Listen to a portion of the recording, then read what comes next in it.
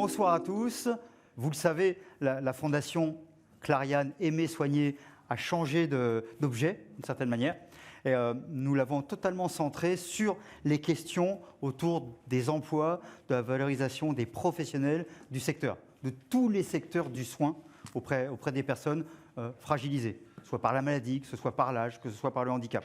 C'est autour de ces questions-là que nous nous sommes centrés. Dès le début, avec Marianne, nous avions réfléchi à, puisque nous avions un partenariat régulier avec Ipsos, nous étions aussi dit comment justement mieux comprendre ce qu'il se passe. On le comprend mieux parce que nous sommes allés et nous continuons d'aller régulièrement dans les IFSI ou dans les IFAS, donc au plus près des enseignants et des étudiants du secteur, mais aussi en amont vers les lycées professionnels pour aller, je dirais, entre guillemets, à la pêche, aller discuter avec les personnes, et puis dans d'autres cadres, à chaque fois pour créer du lien aussi avec les professionnels directement, c'est ce que nous appelons les brunchs, où nous allons sur place, dans tel ou tel lieu de soins, pour aussi donner la parole à des personnes qui ne prennent pas toujours cette parole, qui peuvent être les aides-soignants, qui peuvent être différents métiers, parce qu'il y a une quantité de métiers. Donc on s'est centré à chaque fois là-dessus. Et à un moment donné, on s'est dit, il fallait en savoir un petit peu plus, essayer d'objectiver un peu les choses. Et donc on a lancé une étude avec Ipsos, représentée aujourd'hui ô combien par Brice Teinturier. Je remercie de sa présence. Et soyez patients, dans quelques secondes, vous l'entendrez. Et donc là, c'était sur les 16-20 ans pour essayer de saisir, de comprendre quelles étaient les attentes, quelles étaient les représentations, quels étaient aussi les freins par rapport aux métiers, à l'ensemble des métiers de la santé. Vous savez que dans la période actuelle, on dit beaucoup, les jeunes, le rapport au travail a beaucoup changé. Et donc, c'était aussi intéressant de voir comment on interroge ce rapport au travail par rapport aux problématiques spécifiques du monde de la santé, ou je devrais dire des mondes de la santé. Et voilà, finalement, en exclusivité mondiale, la première fois où nous retransmettons ces éléments chiffrés, ces éléments d'analyse grâce à Brice. Avant, peut-être, Marianne, peut-être nous dire quelques mots de comment va se dérouler cette séance. Cette séance qui est quasiment une cérémonie autour des métiers du soin et des jeunes, avec cette question, vous allez voir, assez étonnante, qui est de s'apercevoir que finalement, ces jeunes, ils ont une image plutôt bonne des métiers du soin, et pourtant, ils manquent à l'appel. Il manque à l'appel, donc c'est pour ça qu'on a intitulé ce plateau « Les jeunes et les métiers du soin, je t'aime moi non plus », avec cette espèce de paradoxe donc d'une certaine attractivité, finalement d'une image relativement positive de ces métiers de la santé, et pourtant un manque de jeunes. Alors ce soir, c'est peu représentatif, parce qu'on a beaucoup de jeunes ce soir, et on est très content justement de la composition de cette soirée, avec, on remercie donc l'équipe d'Ipsos, et je voudrais citer donc Étienne Mercier et Adeline Merceron qui ont été formidables. Je voudrais aussi remercier, Serge, les personnes qui ont participé au comité de pilotage pour monter cette enquête, donc des personnes de l'extérieur, mais également en interne Clariane. Donc je citerai donc toi-même, Serge, qui a participé à ces travaux, Charlène Berthu de la Fondation, Gérard Viens, économiste, Stéphane Hugon, sociologue, Rémi Boyer et Nicolas Pécourt, qui font partie de la maison, et Samantha Bolz, l'adjointe de Rémi. Merci à tous donc, de nous avoir permis... Et Marianne Fourier. Oui, moi j'accompagne le mouvement. Par ailleurs, donc, nous avons ce soir une soirée en 2 temps. Donc, Brice Teinturier, merci d'être là, Brice, va nous restituer justement donc, cette étude et les résultats de ces questionnaires par-delà l'Europe, dans 7 pays, auprès de jeunes. Et ensuite, on aura un 2e temps où là, nous aurons 3 tables rondes, Serge. Une première qui va être consacrée à l'action que la Fondation mène avec l'association C'est Possible, représentée ce soir par un couple formidable, Philippe et Claire. Donc Philippe président, Claire notre bénévole préférée de l'association, avec laquelle on a mené, vous allez voir, avec Richard Michel, qui est directeur d'un établissement de santé du groupe, une opération assez étonnante. Et ce soir, donc, nous aurons également l'équipe de Madame Louba, proviseure donc, du lycée Lucie Aubrac à Pantin, Madame Bachar, enseignante, et 3 élèves de Lucie Aubrac qui vont témoigner sur cette opération qu'on aimerait pouvoir dupliquer dans la France entière, tellement elle est belle et inspirante. Ensuite, on aura également le témoignage de Johanna Legru, qui est la déléguée générale de Alliance pour l'éducation United Way. Autre type d'action, Johanna, mais également dans l'idée qu'il faut aller à la rencontre, il faut mettre en contact les métiers du soin et les jeunes, les soignants et les jeunes. Et donc, vous verrez, on mène tout un tas d'actions avec l'Alliance pour l'éducation. Et nous avons également une jeune lycéenne qui est venue témoigner, Bintou, et son enseignante, sur ces actions menées en complémentarité avec les soignants de Clariane. Et on terminera, Serge, avec l'IFSI de Saint-Denis. Catherine Lissette, donc enseignante coordinatrice à l'IFSI de Saint-Denis, nous a fait l'honneur de venir avec sa collègue et 2 jeunes étudiants de cette IFSI pour nous parler de ce moment-là, quand les jeunes ont choisi la voie, mais où l'on sait très bien qu'il y a un risque de décrochage et que donc là, il faut agir pour motiver et pour redonner du sens parfois pour que les jeunes restent dans cette voie. Et on aura une conclusion de Sophie Boissard, notre directrice générale du groupe Clariane. Je te laisse, Serge. Merci beaucoup. Entamer la soirée avec Brice. Merci beaucoup. Alors, ce que je vous propose, pour se mettre un petit peu en forme, et puis parce que l'optimisme fait jamais de mal, ce que je vous propose, c'est qu'on applaudisse tout de suite. Voilà. Parce que,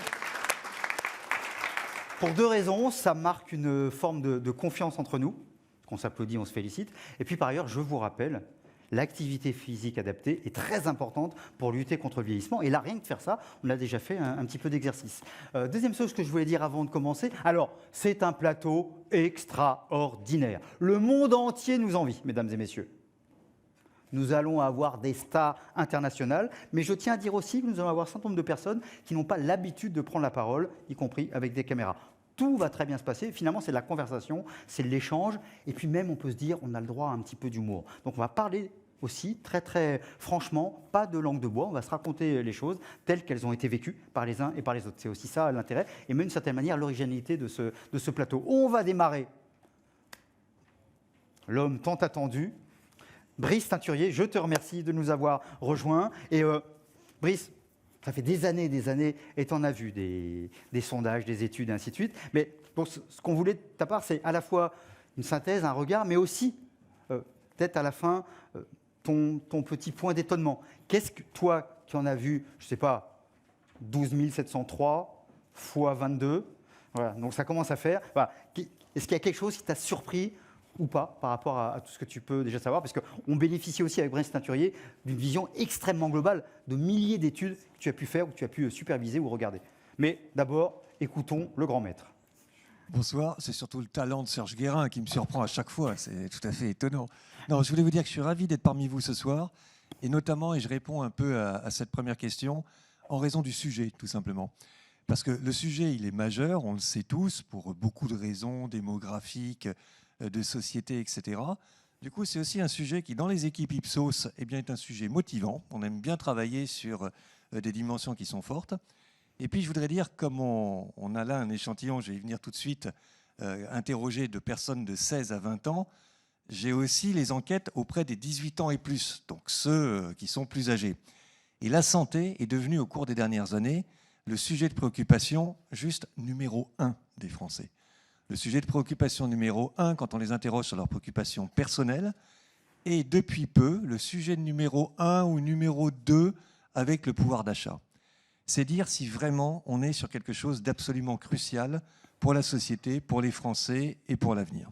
Et là, on a un très beau dispositif, ce qui ne gâte rien, c'est que cette enquête, déjà, elle est réalisée auprès des 16-20 ans, ce qui est assez rare. Donc on va vraiment pouvoir examiner quelles sont leurs motivations, leurs représentations, leurs attentes. Et je remercie la Fondation de nous avoir permis de faire ce travail.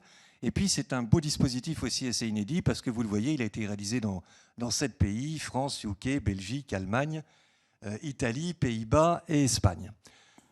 À chaque fois, on a interrogé 300 jeunes représentatifs à partir des quotas qui étaient pris en compte selon les données dans chaque pays correspondant à l'INSEE. Je précise juste que chaque pays vaut 1. C'est-à-dire que la parole d'un Belge vaut la parole d'un Français ou d'un Espagnol. On n'a pas pondéré les résultats par rapport au poids démographique de ces pays. Comme ça, on a vraiment une lecture qui se fait pays par pays. Voilà pour le dispositif, mais c'est important de dire que c'est vraiment un beau dispositif. Alors, premier indicateur, quand on regarde la confiance de ces jeunes de 16 à 20 ans dans leur capacité à trouver un emploi après leurs études, c'est un niveau de confiance qui est quand même assez élevé, et tant mieux, puisqu'on a applaudi en introduction, on peut réapplaudir ou se réjouir ici. On a 75% de cette jeunesse qui est confiante dans sa capacité à trouver un emploi après ses études. 25% d'inquiets, il ne faut pas les négliger, mais ils sont quand même minoritaires. Et puis surtout, tout de suite, un résultat important, intéressant, c'est que les jeunes qui sont très intéressés par les métiers de la santé et du soin, eh bien, eux, ils sont 84% à être confiants pour trouver un emploi après leurs études. 84% contre 75% en moyenne. Donc ils savent qu'on a besoin d'eux et que ce secteur est un secteur à l'évidence important, crucial, et il pourra y avoir du travail. Alors petit bémol, les Français, vous le savez, sont les champions du pessimisme. On le retrouve aussi auprès des jeunes Français, puisque les jeunes les moins confiants, 68%, alors ils sont quand même très majoritairement confiants, mais on les trouve en France, et c'est plutôt en Espagne ou en Italie qu'on a les taux de confiance les plus élevés. Une fois qu'on a posé cette première toile de fond sur le niveau de confiance, ce qui était important et intéressant, c'était de connaître les critères, et vous verrez que cette question, on va y revenir par la suite, mais déjà les critères en général qui font que ces jeunes ont envie de choisir un métier. Donc qu'est-ce qu'ils mettent en avant ? Première dimension qui a aussi beaucoup progressé, dont on sait qu'elle est cruciale, elle a beaucoup progressé par rapport à ce qu'on pouvait voir il y a 15 ans, il y a 20 ans. Et comme j'ai effectivement quelques heures de vol, merci Serge de l'avoir rappelé, je peux vous dire que par rapport à il y a 25 ans, ce n'était pas ça qui arrivait en premier. Mais cette question de l'équilibre entre la vie professionnelle et la vie privée, elle est devenue essentielle. Donc ce sera un sujet à prendre en compte si on veut attirer la jeunesse de ce pays dans les métiers du soin. L'intérêt aussi du métier, le fait qu'on puisse s'épanouir, et tant mieux, ça veut dire que ce moteur-là, il reste essentiel. Vous voyez que là, on est à des niveaux très élevés. L'ambiance, les relations au travail, c'est ce qu'on trouve aussi auprès de l'ensemble des salariés. La question de l'ambiance, du milieu est extrêmement importante. L'idée qu'on doit être en phase avec ses valeurs. Si vous avez une dissonance entre les valeurs profondes de l'individu, ce que lui propose son métier ou l'organisation dans laquelle il travaille, ça ne fonctionne pas, ça ne va pas.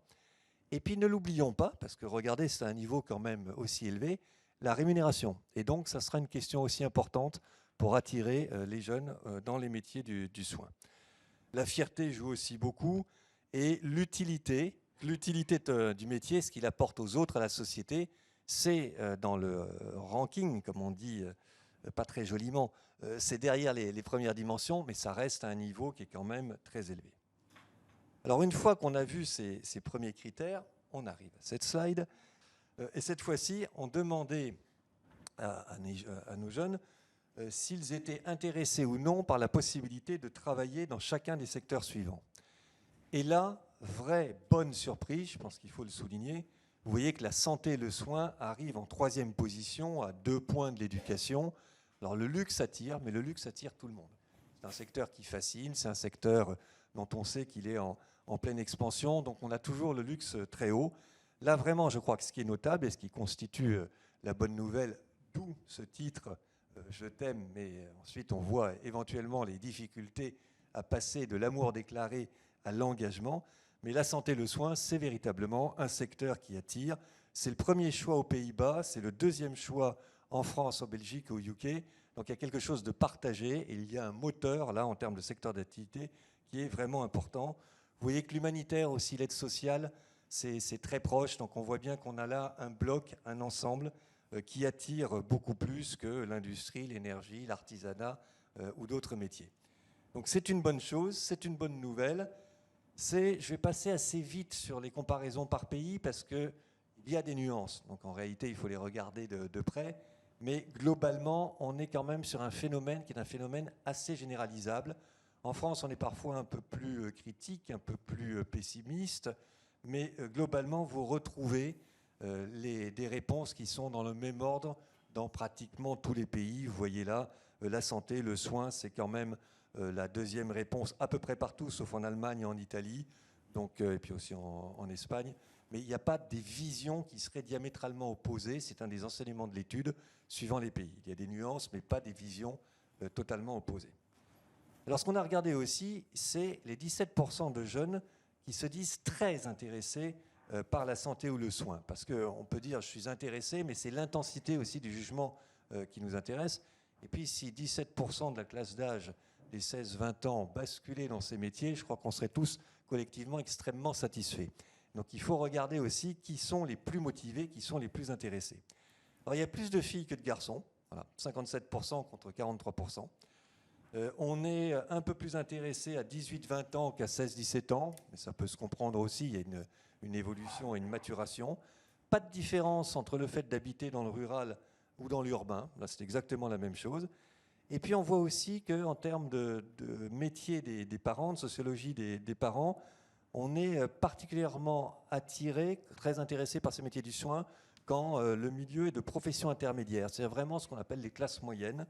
Les cadres et les professions libérales, c'est aussi assez notable, 26%, mais le gros gap, il se fait sur les professions intermédiaires, 44%. Je crois que c'est une bonne chose. Ça veut dire aussi que tout le monde, ou presque, 72% des Français se situent dans les classes moyennes, considère qu'il peut être potentiellement dans ce bloc de gens très intéressés par la santé. En termes de formation, c'est aussi assez ouvert, mais c'est vraiment des formations plus scientifiques ou médicales ou paramédicales que littéraires ou juridiques. Et puis, ce que je trouve important et intéressant, ce sont les effets d'entourage. Et là, on touche à quelque chose de vraiment sensible, parce que vous voyez que ceux qui ont des personnes qui travaillent dans le domaine de la santé et du soin dans leur entourage sont beaucoup plus nombreux, 42%, à se dire très intéressés. Donc il y a bien un effet modèle qui ensuite diffuse quelque chose de positif.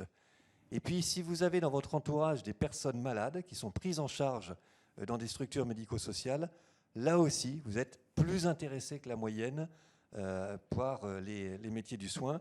Donc c'est un effet d'implication, un effet, on va dire, de personnes qui se sentent à ce moment-là encore plus concernées.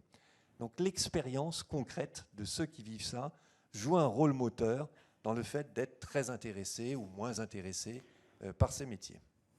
Autre aspect maintenant, quand on creuse un petit peu dans quel secteur plus particulièrement ces jeunes souhaiteraient exercer chacun des métiers suivants, et on avait pris la précaution dans l'intitulé de la question de dire si tu avais le niveau scolaire, donc pour égaliser les choses, on voit quand même que les professions qui sont en lien avec la santé mentale arrivent en tête. Vous voyez, là, 66%, une profession en lien avec la santé mentale, 66%. Une profession paramédicale, on est un petit peu en dessous, 61%. Médecin, 60%, donc 6 points de moins quand même que des professions en lien avec la santé mentale. Le bien-être, c'est quand même nettement en dessous. Et puis, ce qui est important, infirmier ou aide-soignante, ça a l'air d'être en dessous parce que c'est 49% et 45%, mais si vous totalisez ces deux réponses, si vous faites un total logique, eh bien là, on est à 61% de sous-total soignants. Donc il y a bien aussi ces métiers qui attirent, mais il y a aussi une fascination un peu relative, on va le voir très vite, pour les professions en lien avec la santé mentale, ça attire. Le lieu maintenant, pas de différence, que ce soit dans un établissement privé, dans un établissement public ou dans un cabinet en libéral, globalement, ce n'est pas ça le critère.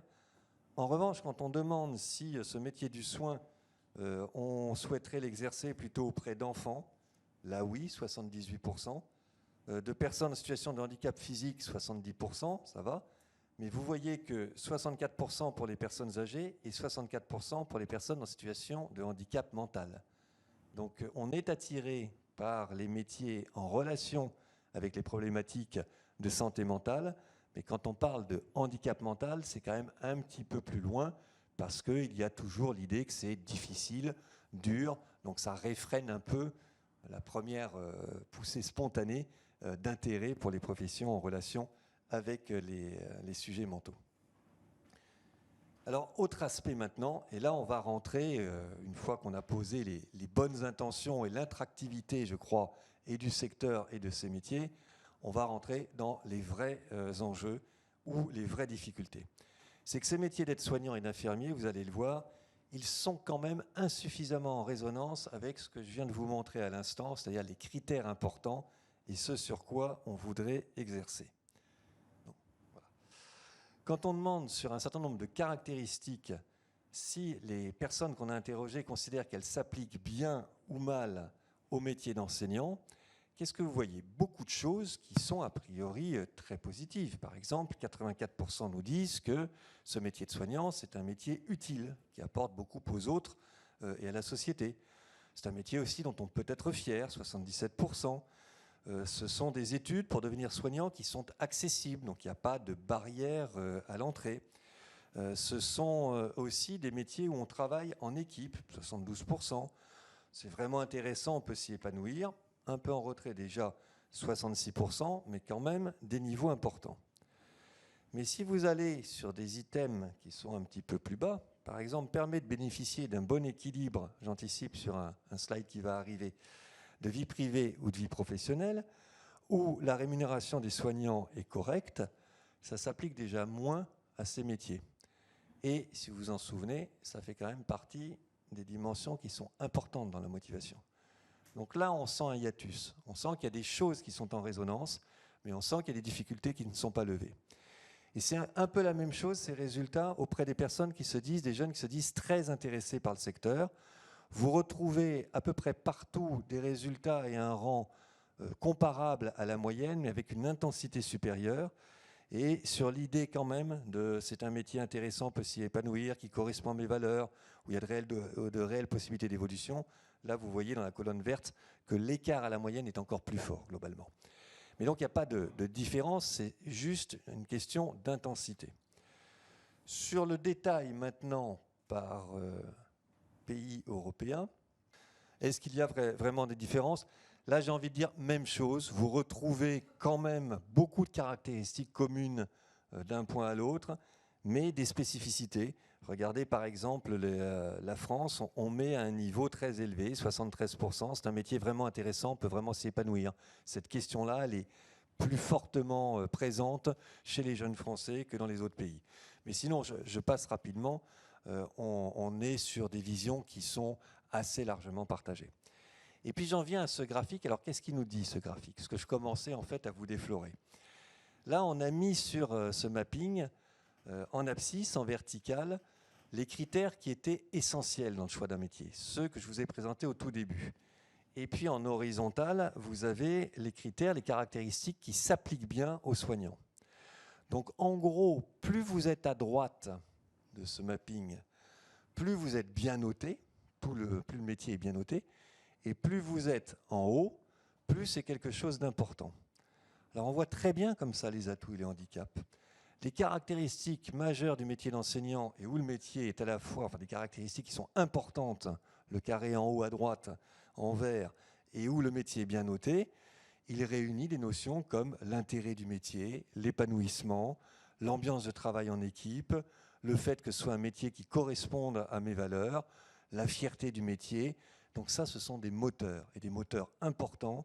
Ça joue dans le choix d'un métier, et les métiers du soin sont bien notés. Mais il y a quand même aussi un gros hic, c'est la patate à gauche, où là, ce sont des caractéristiques importantes dans le choix d'un métier, et où le secteur est mal noté.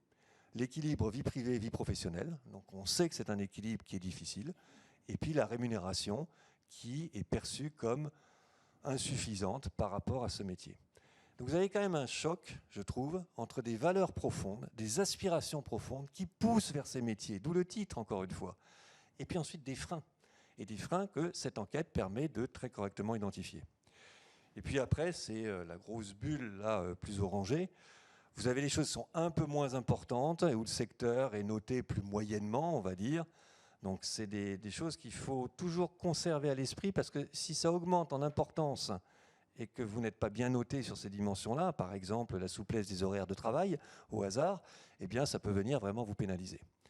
Donc des moteurs très profonds, ancrés sur l'intérêt, les valeurs, l'ambiance, l'équipe, etc., mais quand même à minima de freins importants.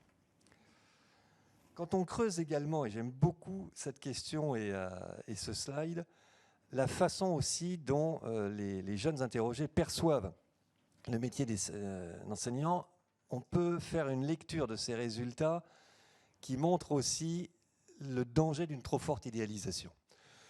Regardez, quand on leur demandait de se positionner sur un curseur, donc entre deux opinions différentes. Je pense que pour être un bon soignant, il faut vraiment s'engager au quotidien, ou je pense que chacun peut devenir un bon soignant en sachant garder une certaine distance. Très majoritairement, les jeunes nous disent, ils optent pour être un bon soignant, il faut s'engager au quotidien. Donc on sent qu'il y a beaucoup d'allant par rapport à ça. Et c'est la même chose sur l'idée de est-ce que c'est un métier de passion ou pas.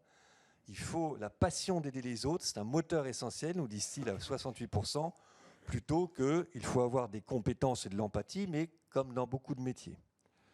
Troisième dimension, le métier de soignant exige souvent des sacrifices personnels importants qu'il faut accepter, 67%, versus un tiers seulement qui nous dit non, on n'a pas à accepter des sacrifices importants, ce métier, on doit pouvoir le faire sans passer par là. Et puis dernière dimension, je pense que pour être un bon soignant, il faut véritablement avoir la vocation, très partagée, hein, les deux tiers, puis toujours un tiers qui nous dit non, peut-être un bon soignant sans avoir forcément la vocation. Qu'est-ce que ça veut dire ? Ça veut dire que le métier, il est très porté par une vision où il faut être engagé au quotidien, avoir la passion d'aider, être prêt à faire des sacrifices personnels importants, avoir la vocation. On peut se dire c'est très bien, puis on peut se dire aussi c'est un peu trop. Parce que gare à la désillusion après, et si vous me permettez, je vous fais une toute petite parenthèse d'une enquête qui m'a profondément marqué, réalisée il y a plus de 15 ans auprès du métier d'infirmier ou d'infirmière, où déjà il y avait des problèmes de pénurie d'infirmières, et on avait recruté, c'était une étude CADI, des très jeunes qui étaient en troisième, qui avaient envie d'être infirmières, et puis on recrutait ensuite des jeunes qui étaient en école d'infirmière, puis à la sortie d'école d'infirmière, pendant les premiers stages ou les premières années, et puis au bout de 10 ans. Et on avait un parcours d'une idéalisation absolue au démarrage, au choc, jusqu'au choc des réalités. Et donc c'est très bien d'avoir ces moteurs, mais il faut aussi garder la bonne distance et se dire ce sont des métiers qu'on peut exercer, même si la vocation, l'implication, le sacrifice n'est pas tous les jours au rendez-vous. Il faut parfois un petit peu tempérer cette dynamique-là, sinon il peut y avoir de la désillusion. En tous les cas, ça nous montre très bien les moteurs. Alors, on s'est également intéressé, c'est tout aussi important, aux freins à l'exercice du métier.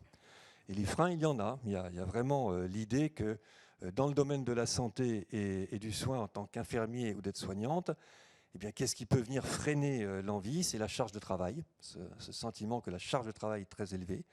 C'est aussi le fait de devoir faire face à la maladie, à la souffrance, à la mort. Vous voyez que ce n'est pas rien. Et tant mieux, je crois, si ces jeunes ont conscience de ça, parce que ça fait partie effectivement du métier. Et puis on retrouve les horaires irréguliers, donc c'est important.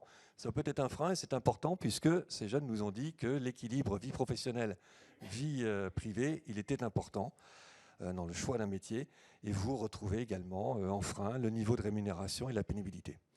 Donc il faut s'appuyer sur les grands moteurs qui poussent cette jeunesse à aller vers ces métiers, mais il faut aussi impérativement résoudre quelques freins qui restent des freins majeurs.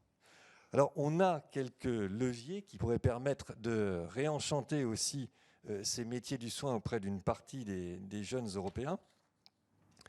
Quand on leur demande en termes d'attractivité du métier de soignant, quelles sont les 3 raisons, vous le voyez ici, qui pourraient donner le plus envie d'exercer un métier de soignant dans le domaine de la santé, on retrouve toujours cette idée, le sentiment d'avoir un métier qui a un sens et qui sert aux autres. Donc l'utilité, le sens, le fait d'être reconnu comme tel, mais de soi à soi, de faire un métier qui vous porte au nom de ses valeurs, c'est quand même ça qui est le plus important. La fierté, la reconnaissance sociale et la satisfaction personnelle. Donc là, on est aussi sur un levier important.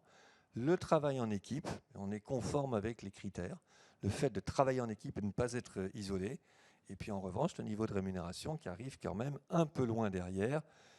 Et là, à nouveau, au niveau européen, vous voyez que c'est assez homogène, puisqu'on a toujours les deux premiers leviers, le sentiment d'avoir un métier qui a un sens et le sentiment de fierté et de reconnaissance sociale qui arrivent partout en tête, sauf en Allemagne, où le travail en équipe constitue la deuxième réponse.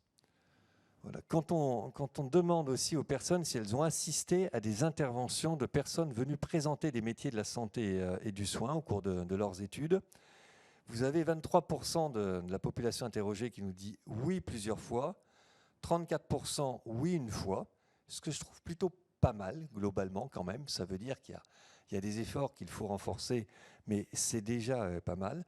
Mais ce qui est intéressant, c'est quand vous regardez ces résultats auprès des jeunes qui se disent très intéressés par le secteur, eh bien là, on passe de 23% oui plusieurs fois à 32% oui plusieurs fois. Ça veut dire que plus on vient présenter ces métiers de la santé et du soin, et plus ça motive, plus ça donne de l'envie, plus on est dans quelque chose de réel, de concret. Et pour le coup, il aurait pu y avoir un effet inverse. Plus je découvre la réalité du métier et plus ça me refroidit. Eh bien, pas du tout. Plus on en parle, plus on explique, plus on donne des exemples et des exemples concrets, et plus ça marche. Et dernier slide, quand justement on teste un certain nombre de moyens ou de personnes qui pourraient le mieux, le plus parler des métiers de soignants et qu'on pourrait avoir envie de suivre sur les réseaux sociaux, qu'est-ce qu'on trouve? D'abord, une étudiante en médecine qui partage son quotidien d'étudiant. Alors c'est vrai qu'on avait donné comme exemple Marine L'Orphelin, qui a peut-être aussi par sa personne une capacité à driver la première réponse. Là on est à 37%.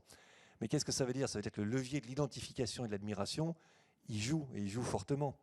Et un médecin urgentiste, c'est aussi un levier, et c'est la deuxième réponse, c'est un levier, je crois, d'admiration. Un médecin urgentiste qui explique son métier. À chaque fois, on est dans des situations concrètes, dans des incarnations qui parlent à ces jeunes, et c'est véritablement ce type de levier qu'il faut savoir activer, trouver les bonnes personnes et les bonnes situations. Cette jeunesse, elle a plus encore que les Français besoin de choses extrêmement concrètes. Et du coup, si on lève les quelques freins que je vous ai présentés, eh bien, on pourra supprimer la tension que vous avez mis en titre et on sera de l'amour pour ces pays à l'engagement réel et pas simplement à une intention. Merci beaucoup, Brice. On l'applaudit, vous avez dit. Voilà. Alors, évidemment, il y a plein de choses. Je me disais d'ailleurs, en revoyant, par exemple, sur les gens très très intéressés, 57% de filles, 43% de garçons.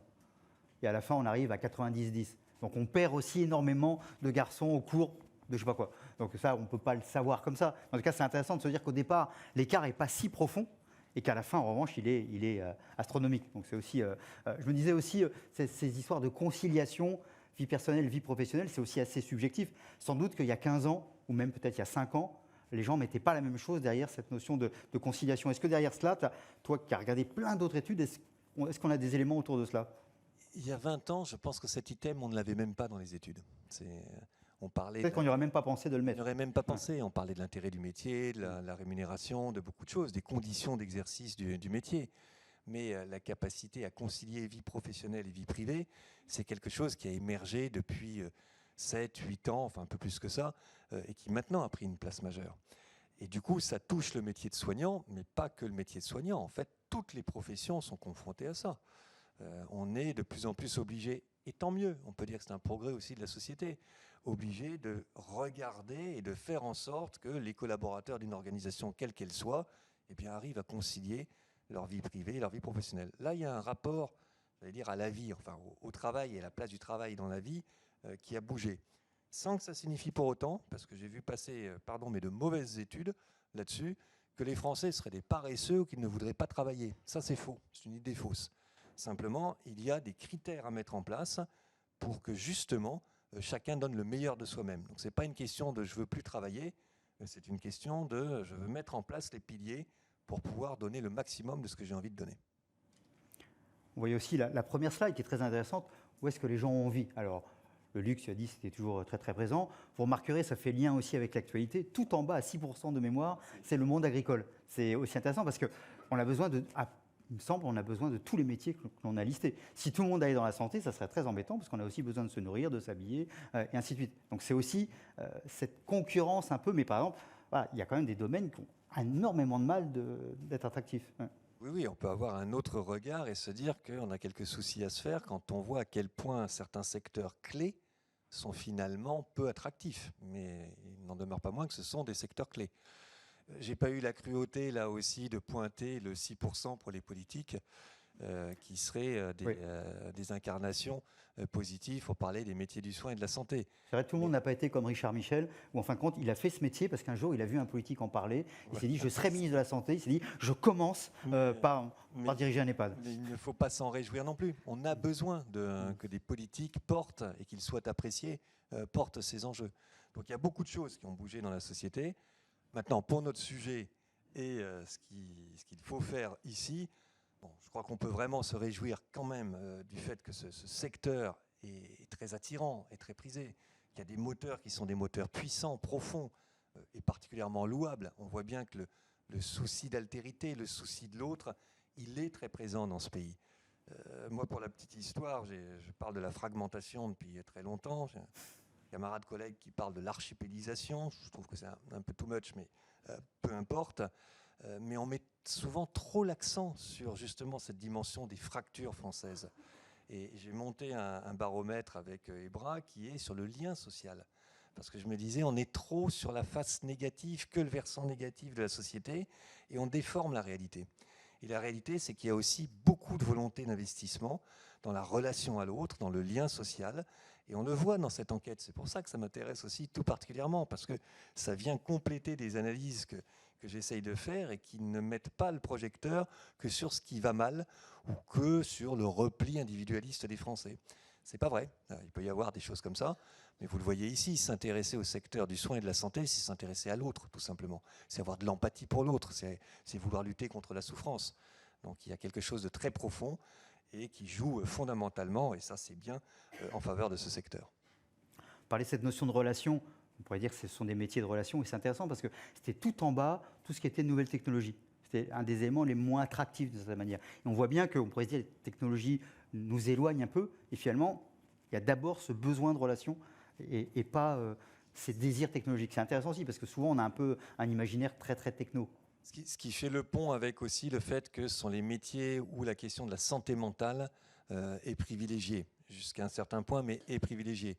Cette idée qu'il faut être en relation avec l'autre et pas à travers des outils ou de la pure technologie, dont on a absolument besoin, malgré tout, mais qui serait perçu comme plus froid. Donc tout cela, je crois, c'est puissant en termes de moteur. Ma seule petite réserve, vous l'avez compris, c'est que s'il y a trop d'idéalisation au démarrage et un écart trop fort avec le réel ensuite, ça peut casser des élans qui sont des élans vertueux.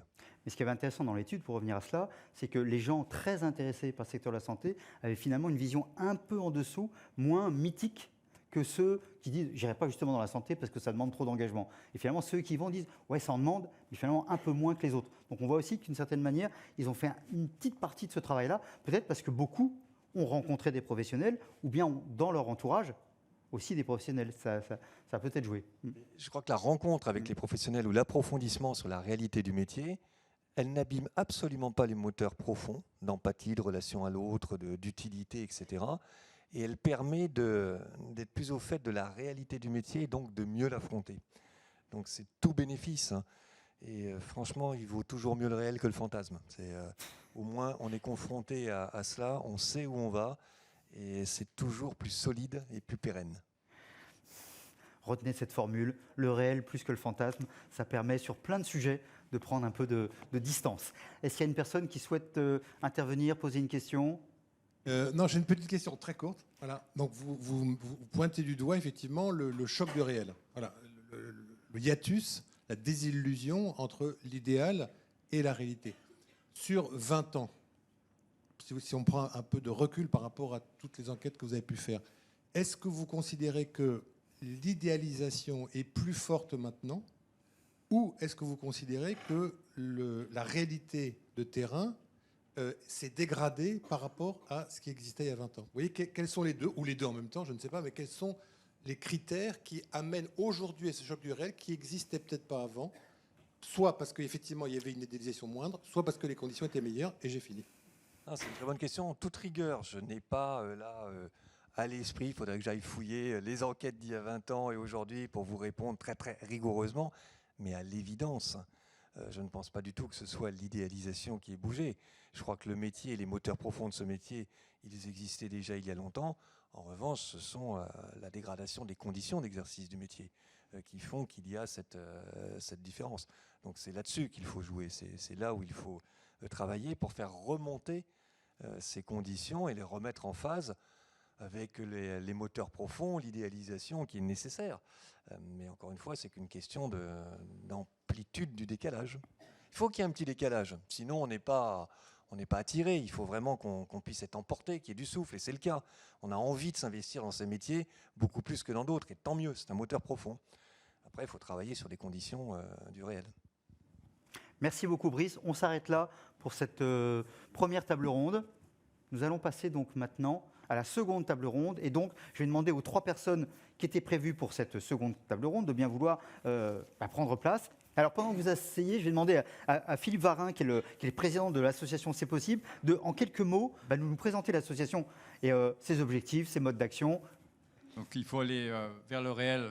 Donc, je vais dire quelques mots de la situation des lycées professionnels, mais j'ai la réputation de ne pas être toujours très optimiste dans l'analyse, voire pessimiste, mais je suis très optimiste dans l'exécution après. D'accord. La situation des lycées pro aujourd'hui, franchement, elle n'est pas, quand on regarde les résultats et les chiffres, elle n'est pas acceptable. On a 620 000 élèves dans les lycées professionnels. Il y en a 10% qui décrochent tous les ans, ce qui est quand même beaucoup. Et je dirais, en même temps, si on regarde l'insertion professionnelle d'un jeune qui rentre dans un métier en seconde, eh bien, il a 25% de chances d'être inséré au bout du compte, dans tout le parcours, depuis la seconde jusqu'au métier. Donc ça, c'est pas acceptable. Puis c'est pas acceptable alors, je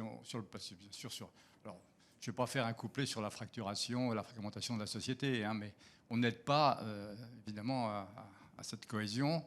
Et puis c'est pas acceptable sur le plan économique, parce qu'il y a tellement de métiers en tension aujourd'hui qu'avoir 1,5 million de jeunes qui n'ont pas de travail, etc., c'est pas... Voilà.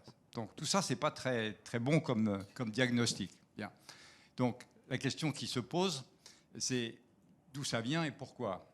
Alors si je regarde dans les lycées professionnels, on a beaucoup de jeunes qui n'ont pas toujours une situation familiale extraordinaire. Ça manque de code des réseaux de la société. Et puis une vision floue des métiers, parce que on arrive dans le lycée pro et quand on veut savoir ce qu'on va faire en seconde, on a quand même un peu de mal à conceptualiser, comme dit l'autre. Donc ça, c'est une première cause. Et puis, je dirais, pour être clair, il y a aussi, c'est un énorme paradoxe. Moi, j'ai passé 45 ans dans l'industrie, c'est de voir souvent le fossé entre le lycée pro et l'industrie. Et quand il y a un fossé, il y a des préjugés. Alors les préjugés sont des deux côtés. Ils sont du côté du lycée, mais ils sont aussi du côté de l'industrie. Donc, on a un problème, on a 2 causes. Donc, comment on fait? Alors, c'est possible, je ne vais pas être très long, c'est possible. Nous, notre vocation, eh bien, c'est de traiter la question du décrochage scolaire et puis de l'insertion. Et puis, deuxième chose, c'est de réduire ce fossé entre l'entreprise et le lycée. Donc, qu'est-ce qu'on fait en pratique? Alors, on est 400 bénévoles. On est dans un peu plus de 100 lycées actuellement, dans 5 régions. Et on veut, je dirais petit à petit et le plus rapidement possible, aider à régler ce problème des deux causes que je viens d'évoquer. Alors sur la première cause, qui est le manque de confiance en soi qui résulte de la situation des jeunes, le manque d'estime de soi, eh bien, on a des opérations de mentorat. On fait 250 opérations de mentorat. Du mentorat, c'est de proximité entre un adulte et le jeune. Ça se passe dans le lycée pro. Ça ne se passe pas en vidéoconférence une fois par mois. Voilà, donc c'est une fois par semaine. Donc c'est vraiment, ça demande beaucoup. Et puis on a cette année, on va faire 750 ateliers repères, c'est-à-dire juste pour exposer les jeunes à des réalités de la société. Alors ça peut porter sur les valeurs, ça peut sur l'histoire des religions, la laïcité, qu'est-ce que c'est que la valeur travail, sont des échanges. On n'est pas des profs, donc on échange. Et sur la culture aussi, que ce soit la musique, l'architecture, etc. Et puis les codes de l'entreprise aussi. C'est que quand on est en seconde et qu'on veut avoir un stage pro, ça demande quand même un peu de préparation, quoi. Il faut savoir se présenter, faire son CV, etc. Et comment on se comporte dans l'entreprise. Donc, petit à petit, l'idée, c'est de donner aux jeunes une meilleure confiance en eux-mêmes et puis une meilleure estime de soi. Puis le deuxième problème, c'est ce fossé. Alors moi là-dessus, je suis assez basique, c'est que si on veut que le fossé se règle, il ne peut se régler qu'au droit de proximité de chaque lycée. C'est-à-dire qu'il faut qu'on rapproche l'entreprise et le lycée physiquement. Et ce qu'on va essayer de faire, on est en train de faire un certain nombre de pilotes. Et alors là, je dirais ce qu'on voit, vous êtes exemplaire dans ce domaine, hein, puisque finalement, le projet pédagogique qui est en cours, c'est justement ça. C'est de rapprocher physiquement les acteurs d'entreprise et ceux du lycée. Donc nous, on va mettre, l'ambition, c'est au droit de chaque lycée, qu'il y ait une vingtaine, une dizaine, une trentaine d'entreprises qui disent, nous, on est prêts dans la durée à parrainer le lycée, à offrir des stages premium, des vrais, pardon, c'est pas des stages, ce sont des PFMP, excusez-moi, des périodes de formation en milieu professionnel. On était à l'éducation nationale, il faut des sigles de toute façon. Mais des stages premium, on veut aussi faire des parrainages de classe, des visites d'entreprise, etc. Et en fait, c'est de cette intimité au quotidien que naîtra le règlement de ce fossé. Ça va prendre un peu de temps, mais ça, j'y crois énormément. Donc si on fait mentorat, atelier repère et ces réseaux de proximité, je pense que petit à petit, on va y arriver. Alors, c'est possible. Pourquoi ? J'ai travaillé sur l'apprentissage il y a 5 ans. On est passé en 5 ans de 250 000 apprentis avec l'État à presque 800 000 aujourd'hui. C'est pas parfait, mais on n'aurait jamais pensé qu'on y arriverait. On a aujourd'hui autant d'apprentis, même un peu plus que de lycées pro. Mais il faut faire sur les lycées pro la même chose et que dans 5 ans, on se retourne et puis on puisse se dire, on a quand même aidé tous ces jeunes à réaliser leur rêve à la fin. Hein, et donc, pour ça que je pense qu'avec Clariane, on a là un partenaire que je remercie chaleureusement, mais avec qui on a du potentiel parce que l'expérience qu'on va voir aujourd'hui, nous, on a 8 lycées dans lesquels on est... merci beaucoup, ASSP. Voilà. Et donc, on va pouvoir multiplier ces relations entre, j'en suis sûr, entre lycées et des établissements de santé. Voilà. Merci beaucoup, en tout cas, Sophie. Merci beaucoup, Philippe. C'est possible. C'est possible de tenir sur un temps relativement restreint. Merci à vous. Chacun ses objectifs. Voilà, exactement. Alors justement, vous avez introduit les choses. Je vais me retrouver vers Richard justement. Et cette expérience qui a été menée, qui s'est organisée, on pensait utile que vous puissiez l'expliciter de manière plus claire. Finalement, nous raconter en quelques mots qu'est-ce qui s'est passé, de quoi on parle. D'accord. Bonsoir à tous. Alors, régulièrement, des enseignants nous sollicitent pour des fiches de poste à exploiter en classe. Mais une fiche de poste, ça ne dit rien de la richesse d'un métier, et a fortiori, ça ne dit rien non plus de l'humanité des professionnels qui exercent le métier concerné. De la même manière, nombre de collègues, dont quelques-uns ici présents, participent à des salons de l'alternance ou à des forums, mais ces événements conventionnels relèvent davantage du monde lisse, des représentations et de la communication, loin du réel. C'est pourquoi nous avons effectivement d'emblée dit oui lorsque la Fondation nous a sollicité pour ce jumelage avec le lycée Lucie Aubrac de Pantin, coordonné par l'association C'est Possible. Alors, ce partenariat pragmatique, alors qui est aux antipodes des querelles passées d'hégémonie entre le monde de l'entreprise et l'enseignement professionnel en France, s'est décliné en 3 étapes. La première, aller à la rencontre des lycéens, en voisins, aller les voir dans leur établissement scolaire afin de leur présenter la clinique, le centre de réadaptation de Paris, ainsi que 22 de ses métiers, mais de manière assez sommaire. Puis, dans une deuxième étape, accueillir les lycéens pour 18 pitchs par autant de collaborateurs volontaires. Alors, aides-soignants, infirmiers, kinésithérapeutes, secrétaire médical, préparateur en pharmacie, gouvernante. On ne va pas faire les 18. Exactement, etc. Charge à chacun de présenter en quelques minutes son parcours, souvent inattendu, sa formation ou son apprentissage sur le tas, ses missions, ses sources de satisfaction, ses difficultés, ses marges d'initiative, ses relations, ses interactions, car on travaille toujours en coopération, et éventuellement, et le cas échéant, le sens donné à ses efforts.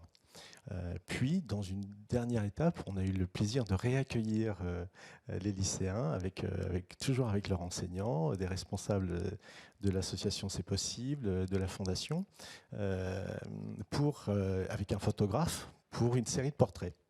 L'objectif n'était plus d'écouter des professionnels, mais c'était de les observer, de les voir agir, effectivement, de les capter dans leur environnement, au milieu et au service des patients. Et je dois dire que nos jeunes invités ont investi les lieux de belle manière.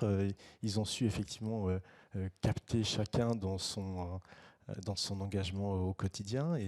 Et même mieux que ça, j'ai trouvé qu'ils se comportaient comme des ethnologues en herbe. Ils ont su créer de la connivence avec les équipes et les patients.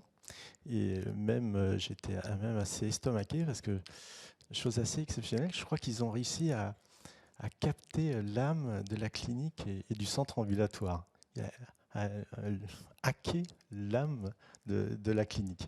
C'est pourquoi je remercie le lycée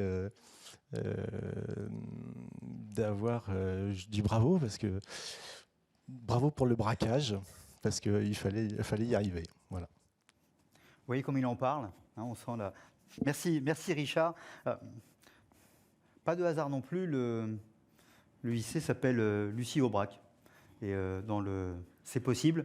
Alors c'est une autre période beaucoup plus difficile qu'aujourd'hui. Enfin, on va peut-être y revenir très vite. Et par exemple, c'est possible pour libérer son mari qui avait été pris par les nazis, Raymond. Donc vous voyez, ces capacités-là sont aussi intéressantes. Alors, Tila, je vais me retourner vers vous. Donc vous êtes l'une de ces personnes qui s'est retrouvée à participer à cette expérience. Et d'abord, je vais vous poser une question toute bête, est-ce que quand on vous a dit on va aller en clinique et tout ça, est-ce que vous avez eu un petit peu la trouille? Est-ce que vous avez dit dans quoi je vais me retrouver ou pas du tout? Alors, pas du tout, parce que le milieu du soin, les cliniques, tout ça, j'ai un peu l'habitude, étant donné que j'ai des parents qui sont aides-soignants, tout ça. C'est-à-dire que je me connais un petit peu. C'est-à-dire que ça ne m'a pas choquée. Hein. Est-ce que, oui, donc vous partiez justement de cet exemple dont tu disais, souvent, vous avez un proche qui est dans le secteur. Est-ce que, alors, vous connaissiez un petit peu à travers vos parents, et puis déjà le début de votre scolarité, mais est-ce qu'il y a quelque chose qui vous a surpris, en bien ou en mal d'ailleurs, hein, on se dit tout, mais, même si Richard est là, mais est-ce qu'il y a quelque chose qui vous a surpris de cette expérience? Alors, là, de tête, je pense pas, mais c'est vrai qu'il y a des métiers que je connaissais pas, du coup, oui, ça m'a un peu surpris, mais sinon, en général, ça va. Hein. D'accord. Et il y a un métier, vous avez dit, tiens, c'est ça que j'ai envie de faire, dans ce que vous avez vu dans les 18? Oui, le métier d'aide-soignante, parce que le métier m'intéresse beaucoup, vu que, comme j'ai dit, j'ai des parents aides-soignants. Mon frère aussi, il est aide-soignant aussi dans une masse. Et du coup, le métier m'intéresse beaucoup. Et voilà. Merci beaucoup. Vous voyez, alors, visiter une clinique et finir par causer en public. Ça en a fait des expériences sur un temps restreint. Merci beaucoup à vous. Claire, vous intervenez comme une des 400 bénévoles de C'est Possible. Voilà. Vous êtes en plein dedans. Je ne déflore rien si je dis qu'il me semble que vous avez connu un petit peu la médecine dans un temps autre. Oui, je suis médecin de formation. Voilà. J'ai exercé 10 ans à l'hôpital et puis 20 ans dans l'industrie pharmaceutique. Et c'est vrai que quand j'ai eu un peu plus de temps, comme j'ai toujours aimé enseigner, transmettre, puis j'ai eu l'occasion de rencontrer un ami de Philippe qui était dans cette association et je me suis dit, voilà, je pense que je peux apporter ma petite pierre à l'édifice, à la fois pour montrer à des jeunes qu'il y a un avenir. Et donc, en tant que mentor, par exemple, je vois des jeunes qui commencent à manquer l'école, donc qui sont repérés par les professeurs et qui nous disent, bon, il a du potentiel, mais il faut le motiver, il faut trouver l'étincelle qui va faire qu'il y a quelque chose qui va le faire se lever le matin. Et donc ça, je les vois toutes les semaines.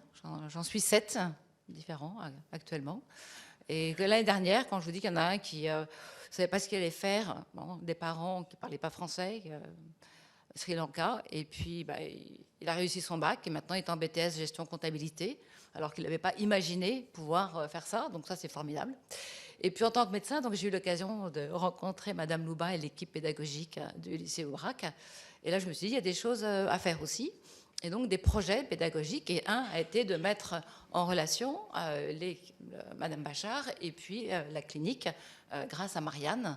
Donc on a eu plusieurs réunions parce que le but c'était de trouver quelles étaient les attentes du professeur, donc de l'équipe pédagogique, et puis que pouvait faire Clariane. Et en fait, ça s'est fait très très naturellement, et je pense qu'effectivement, c'est un succès qu'on voudrait renouveler. Puis un autre projet pédagogique, parce que je vois qu'il y a un autre professeur qui est là, et là, on va les emmener à l'Académie de médecine. Donc une classe de première qui font tout un travail d'enquête sur la vaccination. Comment est-ce que la vaccination est perçue par les jeunes? Pourquoi est-ce qu'on se vaccine? Est-ce que c'est intéressant? Donc ils ont interrogé tous les élèves du lycée. Le taux de réponse augmente tous les jours, j'espère. Et on doit, avec des jeunes, vont aller présenter ça à l'Académie de médecine. Tout ça parce que je connaissais un professeur de médecine, académicien, et qui avait eu l'idée de faire intervenir des jeunes. Donc j'essaie de faire des projets comme ça pour ouvrir un petit peu l'horizon des jeunes et leur montrer qu'ils sont capables de parler en public très bien et de communiquer aussi ce qu'ils savent faire. Et puis une dernière chose, j'interviens aussi dans les ateliers repères. Cet après-midi, en début d'après-midi, j'étais à Garches pour essayer d'aider des élèves à faire leur lettre pour Parcoursup. Donc là, je m'adresse aux parents qui ont des élèves, des enfants en terminale. Ben, si un enfant est tout seul, livré à lui-même devant son ordinateur pour faire sa lettre, moi, je sais qu'à 16 ans ou 17 ans, je n'aurais pas été capable. Donc, je pense que c'est indispensable d'avoir un œil professionnel pour les aider à se motiver et à voir. Voilà, donc j'ai l'occasion de faire le bonheur de faire des choses qui me donnent envie de me lever tous les matins et d'apprendre des choses aussi, parce qu'on apprend des choses toute sa vie. Ça, c'est quelque chose que je leur dis aussi. Tous les jours, on doit apprendre quelque chose, même quand on a 65 ans. Et bonheur, c'est aussi de bonnes heures. Hein. Il y a aussi, et visiblement, il y en a quand même pas mal, des heures. Alors, Parcoursup, ça me faisait penser à ce dont parlait Brice Teinturier sur la santé mentale. Je pense que ça peut aussi toucher à un moment donné, ça peut être un des facteurs explicatifs, y compris pour les parents d'ailleurs. Hein. Il y a peut-être quelque chose autour de ça. Bah, merci beaucoup, là on voit encore, et on voit aussi, rappelons toujours, le bénévolat, c'est d'abord aussi pour soi et du plaisir. Si on ne le fait pas, voilà, sinon ça ne marche pas. Hein. Donc c'est aussi cette notion-là. Alors, Tila n'est pas venue toute seule. Elles sont venues à 3. Et donc, il y a aussi Nisha avec nous et Lalia. Vous avez aussi participé toutes les deux à ces rencontres à la clinique. Alors, pareil, en quelques mots, s'il fallait raconter aux copains ou aux copines l'expérience, vous leur avez dit quoi à ceux qui n'ont pas eu la chance d'y aller? Que c'était une expérience super bien parce que quand on fait une filière qui est en rapport avec les soins, on n'est pas toujours ouvert aux autres métiers qu'il y a aussi. Et du coup, c'était super intéressant de voir le défilé des métiers qu'on a pu voir. Et c'était super intéressant parce qu'il y avait beaucoup de métiers qu'on ne connaissait pas et ça nous apprend beaucoup sur les autres métiers des soins. Merci. Et votre camarade, pareil, comment vous résumeriez pour les amis qui n'ont pas pu y aller, qui peut-être du coup d'ailleurs ont très envie d'y aller la prochaine fois? Moi, du coup, mon avis il est aussi pareil. Ça a été une expérience super parce que, comme elle a dit, on a pu voir des métiers qu'on ne connaissait pas forcément. Et on a vu que les professionnels, ils aimaient bien leur métier. Du coup, ça donnait plus envie de faire un métier dans ce domaine-là. C'est quel métier qui vous a le plus surprise? Que vous ne connaissiez pas du tout? Vous dites, tiens, ça existe? Le qualiticien. D'accord, ah oui. Ok, intéressant. Merci beaucoup. Alors,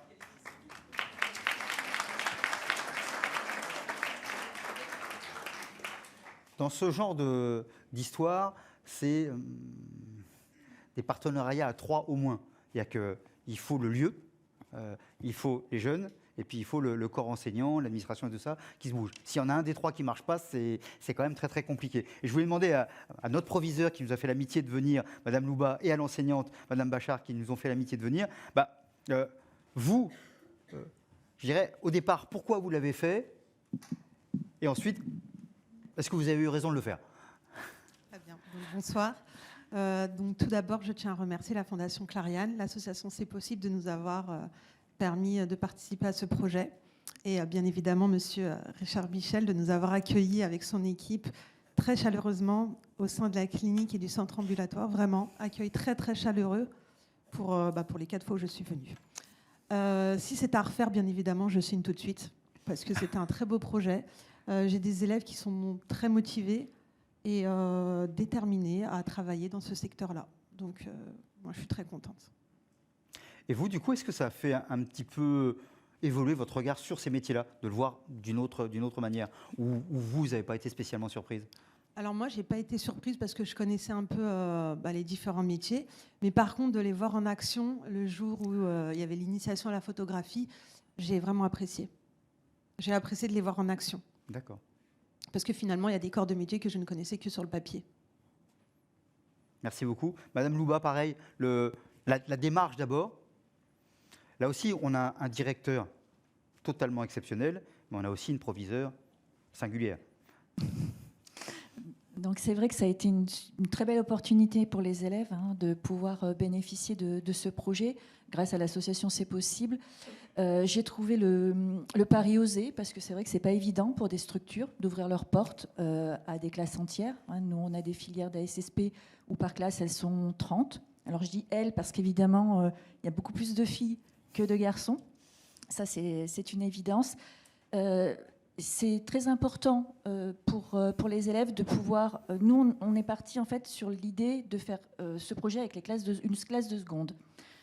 Parce qu'il nous semblait important que quand ils arrivent déjà au lycée professionnel, comme le disait M. Varin tout à l'heure, ils n'ont pas forcément une vision complète du métier dans lequel ils vont s'inscrire. Et cette découverte, en tout cas, je pense, va pouvoir les ancrer, en tout cas, dans cette certitude de vouloir faire ce métier-là. Et comme le disait tout à l'heure M. Teinturier aussi, ces jeunes filles, ces jeunes gens idéalisent, mais auront déjà un aperçu de ce qui peut les attendre, effectivement. Donc ça, c'est très important. Et ce sont de futurs professionnels de la santé, du soin. Ce sont vos futurs collaborateurs, vos futurs personnels. Et je pense qu'il est important pour un établissement scolaire, justement, de voir aussi quels sont les attendus du métier et des structures qui accueillent nos jeunes. Merci beaucoup. Vous savez, c'est même les futurs gens qui vont s'occuper de nous. Donc on a sacrément intérêt quand même à être cool avec eux, quoi.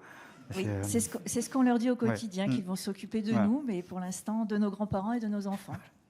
Merci beaucoup. Alors, on s'arrête là pour cette deuxième table ronde. On vous remercie, on vous félicite. Merci d'avoir pris la parole. Et on va passer troisième table ronde avec Johanna Legru et Madame Hakima Aziz. Johanna Legru, je vais peut-être vous demander, parce que là, on change. On a pris aussi des structures avec lesquelles, des associations, des acteurs avec lesquels la Fondation avait des partenariats, puisque le jeu, c'est toujours pareil, on n'avance jamais tout seul. Donc c'est aussi comment on construit avec d'autres personnes. On a fait pareil, avec à la fois des personnes qui construisent le projet, et aussi des personnes qui, sur le terrain, l'ont fait ou en ont bénéficié. D'abord, avec Johanna Legru, simplement présentez-nous peut-être l'Alliance pour l'éducation. C'est quand même pas rien comme terme, on y va. Et puis... comment ça marche, quoi? Là encore, de manière assez rapide.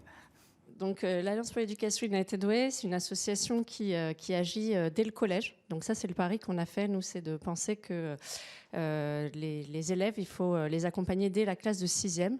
Nous agissons en collège de territoire prioritaire, donc REP et REP+. Et c'est un parcours progressif, donc qui va de la 6e et la 3e, et ensuite avec quelques lycées professionnels avec lesquels nous continuons d'avancer. L'idée, c'est vraiment que pour pouvoir savoir ce que l'on veut faire, il faut déjà savoir qui on est. Et on est sur des jeunes au collège qui ont peu confiance en eux à leur arrivée au collège. Les transitions entre la primaire et le collège sont très difficiles. Il y a un choc de confiance. Ce sont des jeunes qui n'ont pas confiance en eux, qui souffrent de nombreuses stigmatisations de l'extérieur, qui sont stigmatisés et souvent discriminés dans la société française et qui eux-mêmes en fait, ont ce sentiment de ne pas forcément avoir toutes les qualités requises et toutes les compétences requises pour se réaliser. Et donc ça, c'est ce que nous refusons. En France, je rappelle, le déterminisme social est particulièrement fort. Nous avons encore été très mal classés dans le dernier rapport PISA sur l'éducation. Et malheureusement, dans le dernier cas, encore une fois, la France, pour la capacité d'accéder à des études supérieures selon son niveau, son origine sociale et les inégalités inégalités socio-économiques dont nous peuvent souffrir les jeunes. Et donc ça, c'est ce que nous combattons grâce à nos partenaires entreprises qui nous accompagnent. Et on le fait donc en partenariat avec des entreprises partenaires, les collaborateurs et les collaboratrices de ces entreprises, et les collèges et les lycées dans lesquels nous agissons. Et donc, nous mettons en œuvre des ateliers, en 6e, 5e, des ateliers sur la confiance en soi, la connaissance de soi, la prise de parole en public, le vivre ensemble. Et puis, à partir de la 4e, la rencontre avec le monde professionnel. Donc, ils sont petits, mais ils sont capables de découvrir des métiers.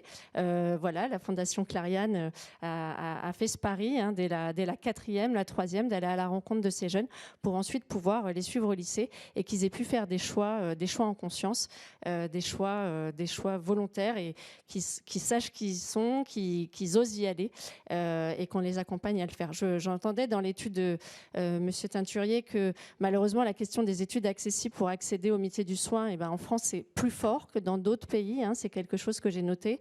Et puis aussi uniquement 18% d'enfants d'ouvriers ou employés, c'est une question que je me pose, pourquoi aujourd'hui, voilà, il faut vraiment combattre ce déterminisme social et c'est le pari que fait Alliance pour l'éducation United Way, ce choc de confiance, parce que nous avons besoin de tous les talents, nous avons besoin d'une société où la cohésion sociale est une valeur fondamentale. On parlait de valeur tout à l'heure. Voilà, je pense que chacun et chacune doit y contribuer et c'est ce que fait très bien avec nous la Fondation Clariane. Donc, dans les actions que nous menons, il y a des actions au sein des collèges et des lycées, donc en classe avec des témoignages métiers, donc du coaching pour préparer en 3e le brevet et puis ensuite préparer les différents oraux, les CV, la préparation de Parcoursup, et puis aussi des interventions au sein de l'entreprise, donc des visites d'établissements. Voilà, grâce à l'engagement très fort de Marianne, nous arrivons à co-construire, à construire des actions qui correspondent aux besoins du terrain. Donc c'est vraiment ça la particularité de l'Alliance pour l'éducation United Way, c'est de discuter avec chacun des collèges, puis chacun des lycées pour essayer de mettre en œuvre le parcours le plus adapté à cet établissement-là. Voilà, merci beaucoup. Merci beaucoup. Alors, Hakim Azibi, vous avez écouté. Et donc, du coup, vous, l'enseignante, je dirais, est-ce que, évidemment, c'est des secteurs que vous connaissez, mais est-ce que, du coup, vous aviez au départ, vous étiez un peu attentive, un peu inquiète, ou pas du tout, ça vous paraissait d'un naturel absolu? Et comment, finalement, même si c'est naturel, comment vous organisez pour que ça se passe bien? Nous, en général, quand on envoie nos élèves en EHPAD, on a un suivi. Et du coup, donc, en général, nos élèves... on a à peu près 75 élèves qui partent justement, qui sont dans cette filière. Et la réussite, c'est à peu près chaque année, on a 80% de réussite dans le bac. Et puis, quand ils sont en stage, comme il a dit en PFMP, on les considère comme des professionnels. Parce qu'ils aiment bien tout ce qui est soins, les autres aussi tâches. En animation, donc il y a tout type d'activités. Le problème, c'est que pour trouver un stage à nos élèves, c'est un petit peu compliqué. C'est ça notre problème et notre souci. Surtout, nos élèves, ils arrivent chez nous déjà à l'âge de 16 ans, 17 ans, et la plupart des EHPAD ne veulent pas justement des élèves qui sont mineurs. Donc ils prennent que les majeurs. Et pour trouver un stage, ce n'est pas évident. C'est surtout ça qui nous inquiète. Après, notre lycée, cette année, on a voulu vraiment ouvrir une classe pour le contrat d'apprentissage. Mais on n'a pas réussi par rapport, justement, les EHPAD n'ont pas pu jouer le jeu et on n'a pas pu trouver justement les élèves. On n'a pas réussi. On n'a pas réussi. Non. Ouais. Et du coup, donc, peut-être l'année prochaine. Ouais. Juste comme ça, pour qu'on se rende compte, le temps que vous passez à tout cela, à ces relations avec les entreprises, à cet accompagnement des jeunes dans les entreprises, ça représente quoi en nombre d'heures, en nombre de temps? Franchement, il y a un bon relationnel entre les entreprises et nous, le lycée et les élèves aussi, donc toujours c'est du positif. Donc c'est rare où l'élève ne joue pas le jeu ou bien il a des difficultés pendant les stages, Mais par contre, voilà, les élèves aiment bien leur stage, ils ont un bon relationnel, surtout avec les personnes âgées. Et du coup, donc, ça se passe très, très bien. Ah bah, ça fait plaisir. Oui, en général. On peut vous applaudir. Voilà. Merci beaucoup. Je vais me tourner, qui est dans le public, vers Marie-Claire Lescaudron pour finalement nous dire un petit peu c'était quoi l'intérêt pour vous, justement, cette démarche avec la Fondation. Comment ça s'est construit, là encore, de manière très très rapide, et comment, pour vous, ça a du sens autour de tout cela? Alors, la démarche, effectivement, nous avons débuté l'année dernière cette collaboration et ce travail vraiment avec beaucoup de sens avec la Fondation. Et ce que j'ai entendu revenir souvent, c'est ce mot proximité. Donc, nous sommes intervenus auprès des lycées, auprès des collégiens pour parler métiers, parler vrai, effectivement, et aussi apporter des éléments qui vont aider, je dirais, les collégiens, les lycéens à faire des choix. Alors, ça a été on a apporté des solutions concrètes. Quel chemin pour arriver au métier d'aide-soignant? Quel chemin pour arriver au métier d'infirmier? Et c'est tout le sens que l'on va poursuivre d'ailleurs avec la Fondation par le biais notamment de l'écoute des podcasts. Et une autre expérience que j'aimerais partager, j'ai participé dernièrement à la cérémonie de signature de mémoire de soignants. Et j'ai entendu des soignants parler de leur métier avec une envie, avec une passion. Et je me suis posé la question, pourquoi quel intérêt? Et finalement, ce sont des vrais acteurs de recrutement pour nos EHPAD, nos cliniques, nos maisons d'accueil spécialisées. Et je voudrais vous dire que toutes les actions que l'on mène avec la Fondation, c'est effectivement pour vous parler métier, vous parler aussi futur, vous parler apprentissage naturellement et vous accompagner vers la réussite. Merci beaucoup. J'ai demandé à Rémi et Mathieu et à Catherine Lissette de bien vouloir me rejoindre. Ce dont Marie-Claire Lescaudron parlait, c'est mémoire de soignants. Vous l'avez là, mesdames et messieurs. Et vous pouvez la voir à la sortie? Bien sûr. On peut la voir à la sortie. Et même, il sera dédicacé. Ben voilà. Il y aura même... Et Richard fera un petit dessin à chaque fois. Alors, Rémi et Mathieu, on vous a rencontré lorsqu'on avait fait un brunch quand je serai soignant du côté de l'hôpital de La Fontaine. C'est là où vous avez été repérés. Voilà. Et je voudrais vous demander d'abord tout bêtement, pourquoi vous avez eu envie de devenir infirmier? D'ailleurs, je suis sûr qu'il y a des copains, des copines, des parents qui vous demandent peut-être. Ben oui, forcément. Alors moi, il y a ma sœur qui est soignante, mais moi j'ai un parcours un peu particulier. J'étais préparateur en pharmacie. Et en fait, actuellement, je suis en reconversion professionnelle. Et en fait, c'est aux divers échanges avec les infirmières, les IAD, les IBOD, que j'avais envie de faire ce métier. D'accord, nous avons un jeune reconverti. Jeune, oui et non. Non, mais très bien, il n'y a pas d'âge pour se reconvertir de toute manière. Et même la vie, c'est... Voilà. Et vous? Pour ma part, c'est un peu plus différent parce que je suis beaucoup plus jeune que Mathieu. Moi, disons que je sors justement d'un bac, donc j'ai à peine 18 ans, et on rentre dans le milieu professionnel directement. Et après, moi, j'ai toujours voulu faire ça. J'ai de la famille qui font partie du personnel soignant, donc j'ai un peu baigné dedans, entre guillemets, que ce soit en tant que patient, visiteur ou quoi que ce soit.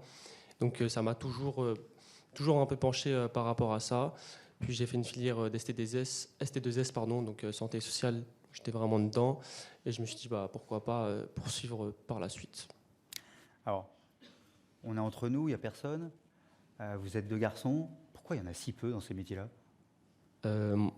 Moi, je pense qu'il y a beaucoup de clichés, déjà par rapport au fait qu'à l'époque, entre guillemets, les hommes allaient au front et les femmes... les femmes restaient pour soigner. Et je pense que c'est un peu resté dans ces gènes-là. Et à mon avis, les garçons ont aussi peur de s'intégrer, entre guillemets, dans ce genre de formation, sachant que, par exemple, une promotion de 100 personnes, on se retrouve à 8 garçons. Donc ça peut être compliqué, mais finalement, c'est pas plus mal. Et non, il y a une très bonne intégration, en tout cas au sein de la promotion. Au niveau des garçons, on est très bien intégrés. Et entre guillemets, même sur les stages, ça se passe beaucoup mieux que les filles par rapport au retour de stage. D'accord. Et vous? Pareil? Comment ça se fait, quoi? Pareil, c'est les mêmes... Oui, c'est exactement la même chose. Ah. Alors, comment on pourrait faire pour qu'il y ait plus de garçons? Au-delà de leur montrer qu'il y a plein de filles, mais... Comme ça a été dit avant, je pense que quand on va présenter la formation, les différents corps de métier, je pense que ce serait bien que c'est des garçons qui viennent intervenir pour dire qu'en gros que c'est pas qu'une formation féminine, mais aussi des hommes qui font ce métier. D'accord, là aussi, le côté un peu rôle modèle de voir des personnes dans lesquelles on pourrait s'identifier. C'est ça, tout à fait. Quelque chose autour de ça, d'accord.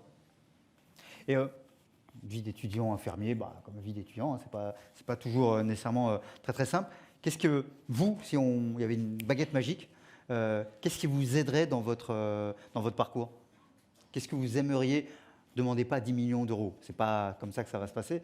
Mais voilà, bon, j'ai dit baguette magique, mais petite baguette magique. Mais qu'est-ce que vous dites vraiment, si on insistait plus là-dessus, sans doute que ça nous aiderait et que ça aiderait aussi les copains et les copines? Alors moi, pour ma part, il y a 2 facteurs. Le premier, le temps. C'est vraiment condensé quand même la formation. Si on est sur 3 ans, mais les yeux sont... des fois, on passe rapidement sur ce qui doit être essentiel.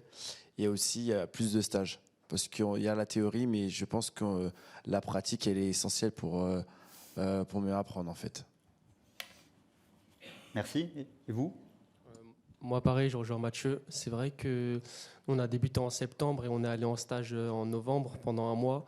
Et je pense que toute la promotion est d'accord pour dire que sur le terrain, c'est vraiment 1000 fois mieux. On apprend 2 fois plus et ça permet de mettre nos connaissances en pratique. Et justement, on a hâte de retourner en stage. On retourne la semaine prochaine. Voilà. Personne dans les 100 étudiants après le stage s'est dit « Ah là, je ne veux pas faire ça ». Si, ça peut arriver. Pas vous deux, mais il y en a. C'est-à-dire que tout le monde est content d'y être allé, mais il y en a qui se disent qu'ils sont peut-être moins contents que d'autres. Mais en même temps, c'est bien qu'ils le voient. Aussi. Alors, Catherine Lissette, vous regardiez, vous écoutiez, vous étiez... Et on voit combien vous êtes impliqués dans cette affaire-là, quoi, hein. C'est aussi... de toute façon, ce genre d'organisme ne marche pas s'il n'y a pas des gens très, très impliqués. Oui, c'est vrai. Je reviens à ce que l'on disait sur l'engagement. Bon, après, il faut savoir prendre du recul, hein. On est d'accord. Et je rejoins les équipes du Canal de l'Ourcq, puisque j'ai le privilège de pouvoir y envoyer des étudiants et des élèves. Donc, vous remercierez beaucoup vos équipes, parce qu'il y a une vraie culture de compagnonnage. Et j'insiste sur le compagnonnage. Il les emmène vraiment, et ça va tout à fait dans ce que vous faites avec les lycées. Mais c'est vrai que là, on a des étudiants qui reviennent de stage, et j'en ai déjà 5 ou 6 qui sont venus me voir et qui se posent des grosses questions. Est-ce qu'on va continuer? Et volontairement, je dis que le premier stage, c'est violent. C'est violent parce qu'ils sont tout jeunes. Et nos terrains de stage, la collègue disait qu'elle avait du mal pour ces lycéens. C'est la même chose pour nous. On fait les marchands de tapis. S'il te plaît, s'il te plaît, prends-moi un étudiant, prends-moi un élève. Il n'y a pas assez d'effectifs pour les encadrer, on est d'accord. Mais pour autant, il faut bien le faire. Et malheureusement, avoir à peine 18 ans, se retrouver confronté avec la douleur, avec la souffrance, s'ils n'y ont pas été préparés, et Rémi peut le dire, moi j'ai l'habitude d'aller dans les lycées, les forums des métiers c'est très bien, mais être vraiment en prise directe avec les classes et leur dire que c'est pas le monde des bisounours, ça va être difficile, qu'ils seront peut-être maltraités parce que les équipes sont fatiguées et qu'il faut qu'ils s'y attendent. Et là, les étudiants me disent, heureusement que vous nous avez prévenus, madame, parce qu'on va s'accrocher. Il ne doit pas y avoir de préjugés. Qu'ils viennent de bacs généraux, technologiques ou ASSP, c'est pareil.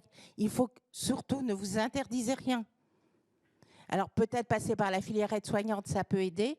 La première année, elle est compliquée. C'est l'une des formations les plus difficiles. C'est une formation universitaire. Mais il n'y a pas de souci. Que ce soit un bac professionnel ou pas, on arrive au bout. Et on est là pour vous accompagner. Mais voilà, encore faut-il être prévenu. Et c'est la grosse machine Parcoursup, hein. Effectivement, on choisit sur le papier et on ne sait pas dans quoi on s'engage. Et la difficulté, elle est là, et c'est là où on a vraiment besoin de ce lien avec les lycées. Je crois qu'il y a une nouvelle réforme de la formation. Je crois qu'on va encore rajouter des heures et aussi des stages. Comment vous allez les trouver d'ailleurs? On ne sait pas grand-chose. Tout ce qu'on sait, c'est qu'il va y avoir une harmonisation européenne. Et donc, il faut rajouter 400 heures. Mais on ne parle pas et là, les deux là, qui se regardent, disent, quoi, 400 heures de plus? Pour l'instant, donc toujours moitié d'enseignement théorique, moitié d'enseignement clinique. Ce qui va y avoir un petit peu de nouveau, c'est que vous savez, depuis un petit peu, disons 5-6 ans maintenant, on travaille beaucoup avec de la simulation en santé. Et donc peut-être qu'avant d'envoyer en premier stage, par le biais de la simulation, on pourra peut-être mieux préparer nos étudiants et nos élèves. Pour l'instant, ils ne parlent pas de rallonger au-delà des 3 ans. Donc ça commence seulement. L'idée, c'est vraiment de se mettre à l'harmonisation européenne, puisque au bout des 3 ans, c'est un grade licence. Donc il faut faire partout pareil. Il y a des pays comme le Portugal où ils sont en 4 ans. Beaucoup de pays sont en 3 ans et demi, 4 ans. Donc il y a juste eu les premières réunions là tout de suite maintenant. Donc je ne peux pas vous en dire beaucoup plus, si ce n'est que ça va être encore peut-être un petit peu plus intense. Qu'est-ce que, pour vous, juste comme ça, si, pareil, coup de baguette magique, qu'est-ce que seraient le ou les éléments pour renforcer l'attractivité de ces métiers-là, pour donner plus envie à la fois d'aller vers le métier d'infirmier, mais aussi d'y rester? C'est plutôt y rester, effectivement. Je ne vais pas revenir sur le salaire. C'est sûr que par rapport aux contraintes, c'est compliqué. Je dirais surtout qu'on remette les choses dans l'environnement. Quand on est jeune diplômé, on va construire sa vie de famille. Donc, on va avoir des enfants. Et là, c'est tellement compliqué quand on a des contraintes horaires, quand on est en journée de 12 heures, de trouver une crèche ou quelque part où poser ses enfants. Ça devient compliqué. Quand on vous change votre repos, on vous dit, écoute, là, il y a un tel qui est malade, il faut que tu viennes. C'est une vraie contrainte. La baguette magique, ce serait de, c'est pas un problème, il y a une solution pour le centre de loisirs. Vous n'imaginez pas à quel point, que ce soit des garçons ou des filles, se mettent vraiment en 15 pour aider et autour, ça ne suit pas. Il manque tout cet environnement pour aider les professionnels de santé, peut-être développer des crèches ou des choses au sein des hôpitaux. Alors, je sais que ça coûte un petit peu cher, mais ça pourrait être utile et surtout vraiment promouvoir l'évolution de carrière. Moi, je suis au bout de ma carrière, dans 4 ans et demi, ça doit être fini. Je suis diplômée infirmière de 1983, diplômée IAD aussi, infirmière anesthésiste du siècle dernier. J'ai vu le métier évoluer, les conditions sont de plus en plus difficiles, mais toute cette jeunesse, c'est à eux de reconstruire des conditions vraiment positives pour nos métiers. Et franchement, pas de regret, c'est un tellement beau métier, mais il faut savoir dans quoi on s'engage. On peut l'applaudir, c'est quand même... Avec l'ensemble des personnes qui sont intervenues, on aurait pu faire des spots télé, quelque chose autour de ça, assez puissant. Alors, juste, je vais demander à Marie-Claire Lescaudron juste un élément. C'est finalement le groupe Clariane a créé un CFA. Intéressant déjà en soi. Et comment finalement ce CFA, il s'articule avec les IFSI ou les IFAS? Comment ça marche? Alors effectivement, le groupe Clariane a créé un CFA hors les murs en 2021. Alors le hors les murs, c'est que nous confions la partie pédagogique à des organismes de formation externes, des IFAS. Je remercie d'ailleurs les IFAS qui sont présentes, qui sont nos partenaires. On signe bien sûr des conventionnements avec les organismes de formation et nous sommes plusieurs pour accompagner l'étudiant, l'apprenti, puisqu'il y a les établissements qui accueillent les étudiants et qui signent un contrat d'apprentissage. Et on suit avec une très grande proximité, j'ai envie de dire, organismes de formation, centre de formation à l'apprentissage pour la partie administrative, établissement, apprenti. Donc il y a un lien étroit de façon à, si vous voulez, lever aussi tout ce qui est, parfois il y a des freins périphériques. Et notre objectif, c'est de ne pas mettre en échec. Et c'est vraiment ensemble, par le biais de comités de liaison, de comités pédagogiques, d'accompagner au mieux ces apprentis toujours, et ces étudiants, ces futurs soignants, vers la réussite. Merci beaucoup. On est un tout petit peu en retard, mais pas tant que ça. J'ai demandé à Sophie Boissard de bien vouloir rejoindre pour la conclusion. Et juste, je dirais, dans les mots qu'on a dit, il y avait un très joli mot, c'était envie, ça a été dit plusieurs fois, et c'est toujours intéressant la sonorité. Envie, c'est aussi en vie. Chouette, quoi. Et puis, vous avez parlé à la fin de compagnonnage. Mot très ancien qui dit plein de choses, mais c'est aussi compagnonnage.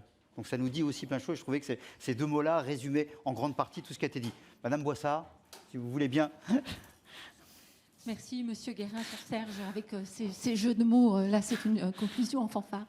Peut-être très rapidement, d'abord, pour remercier toutes celles et ceux qui sont intervenus aujourd'hui et remercier, à travers Philippe Garin, son président, l'association C'est Possible, avec laquelle je crois que nous conduisons maintenant depuis quelques mois, Philippe, une collaboration qui est très intéressante et qui finalement est un peu à l'image de ce que Claire Varin disait, c'est-à-dire elle apporte à toutes les parties, on apprend beaucoup à travers vous et ce que vous faites de l'univers des lycées professionnels avec lesquels on était moins naturellement portés à collaborer jusqu'à présent, je vais y revenir.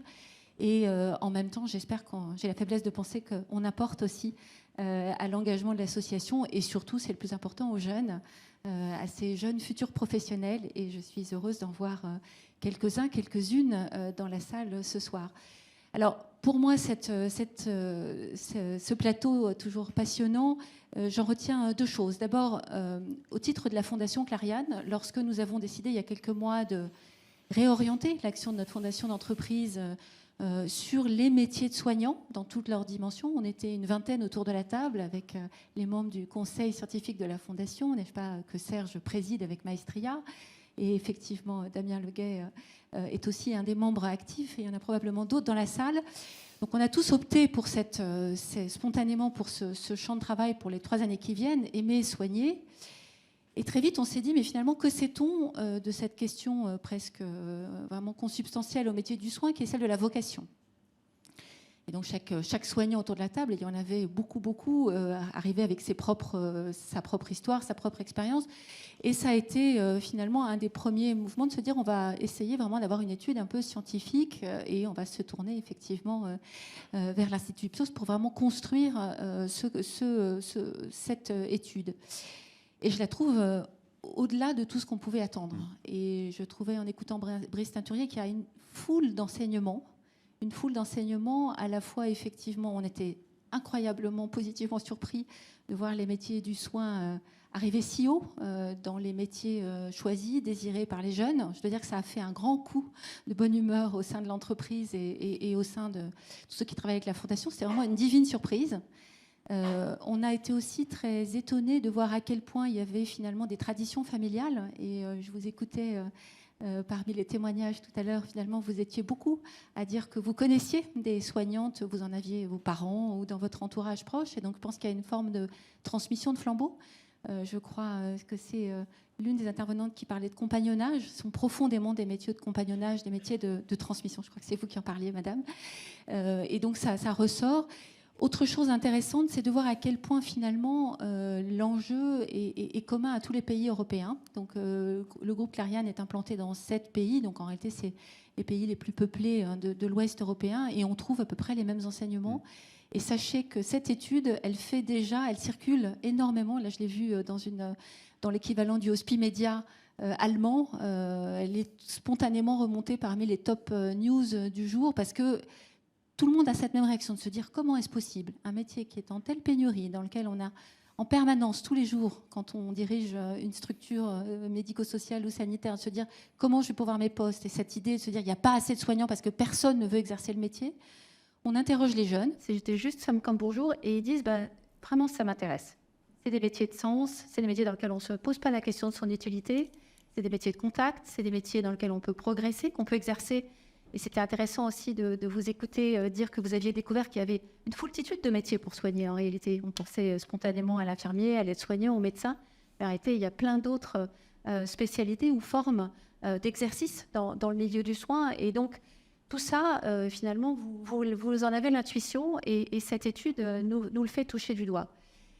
Un autre des enseignements, peut-être le dernier que je voudrais souligner ce soir, c'est finalement comment on en assure efficacement la promotion. Alors à la fois, vous avez raison en disant ce qu'est le métier, ce qu'il est et ce qu'il n'est pas, ce que sont ses contraintes, ce qu'il est sur le plan affectif et émotionnel. Par construction, quand on soigne, on accompagne des personnes fragiles, des personnes qui souffrent. on est confronté à un entourage qui est lui-même à accepter ou à vivre avec la maladie.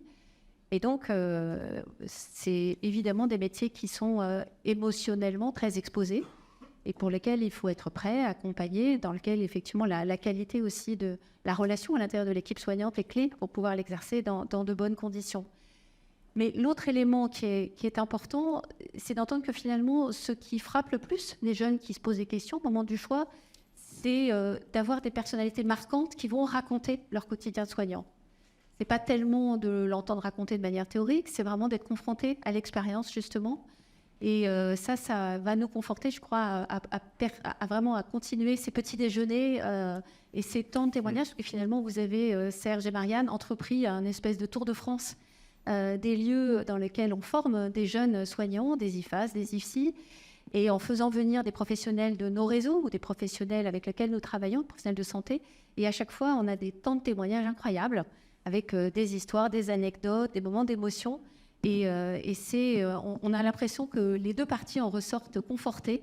Les soignants parce qu'ils sont contents de raconter ce qu'ils vivent et de le raconter de la manière positive. Les jeunes parce qu'ils reçoivent et ils ont envie du coup de creuser cette vocation. Donc, je pense qu'il faut qu'on continue, on est sur la bonne voie et qu'on constitue finalement cette communauté de bonne volonté. Ça, c'est pour, je dirais, ce qu'on cherchait à faire avec cette étude pour la Fondation. Je voudrais souligner un deuxième élément, et là je parle plus en tant que directrice générale du groupe Clariane, et cette fois-ci pour nos politiques de ressources humaines et recrutement, et Marie-Claude Lescaudron en a parlé abondamment. Ça fait maintenant plusieurs années que j'ai la conviction que les entreprises, les institutions en fait, qui ont en charge la politique du soin doivent s'occuper elles-mêmes de la question de la formation. C'est trop important pour qu'on laisse ce sujet au seul ministère, le ministère de la Santé ou le ministère de l'Éducation nationale, de l'enseignement supérieur.